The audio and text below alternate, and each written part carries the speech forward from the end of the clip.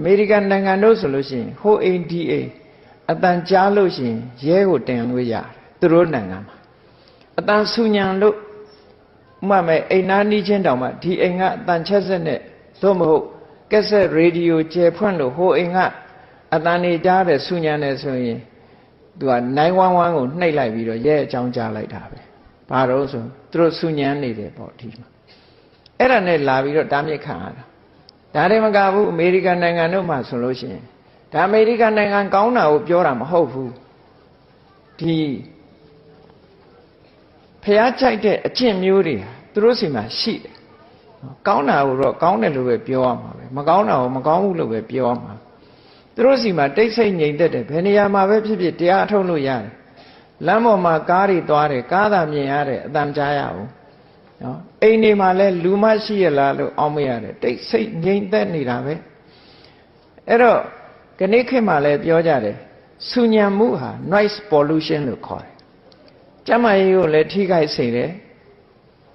ကျမကြီးကိုလည်းထိခိုက်စေတယ်အုံနောက်ကိုလည်းတုန်ခါမှုတွေအာကြည့်သည့်အတွက်ကြောင့်လူရဲ့ဒီအသိဉာဏ်ကိုလည်းပဲပျက်စီးစေတယ်လို့ဒီလိုဆိုတာအဲ့တော့ဗမာတွေရဲ့အုံနောက်ဟာဘယ်လိုတွေဖြစ်နေမလဲသာစဉ်းစားကြည့်နာမခန္ဓာလောက်အောင်ဆူညံတဲ့အတန်ချက်ဆက်ကြီးတွေကိုသုံးပြီးတော့လုပ်နေတာဆိုတော့ဗမာလူမျိုးတွေရဲ့အုံနောက်ဟာဘယ်လိုပုံစံဖြစ်နေမလဲဆိုနိုင်ငံသားတွေကမြင်လို့ရှိရင်တချို့ကတော့ထင်တယ်ဗမာတွေကိုနိုင်ငံသားအထင်ကြီးတယ်လို့ကြီးလိုက်မယ်အဲ့ဒီမှာတည်တည်ချာချာသူတို့နဲ့ပေါင်းကြည့်ရင်ဒီလူတွေဟာသူငယ်နှက်စားတွေလို့ပဲဒီလိုပဲအောင်းမိတာဘာလို့လို့ဆိုတော့လောက်တာနဲ့ဟိုဟာနဲ့တခြားစီတွေတော်တော်များများတွေတွေ့ရတယ်ပေါ့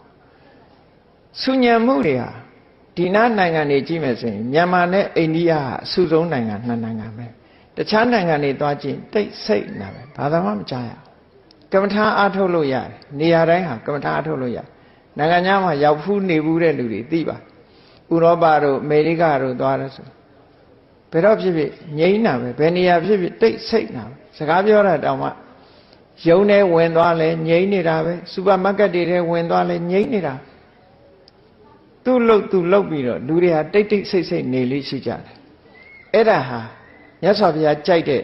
တိတ်ဆိတ်ငြိမ်သက်မှုပဲမြတ်စွာဘုရားသခင်ကိုရောမြတ်ကတတိပေးထားတာရှိတယ်ယဟန်တော်တွေကိုအများအားဆုံးမတယ်တဏိပဋိတဏံဝောဘိက္ခွေဓဝယံကရဏီယနှစ်ဦးဆုံမိပြီဆိုလို့ရှိရင်မင်းတို့ဆုံမိလာလို့ရှိရင်နဲ့နှစ်မျိုးပဲလှုပ်တဲ့နယ်လို့မြတ်စွာ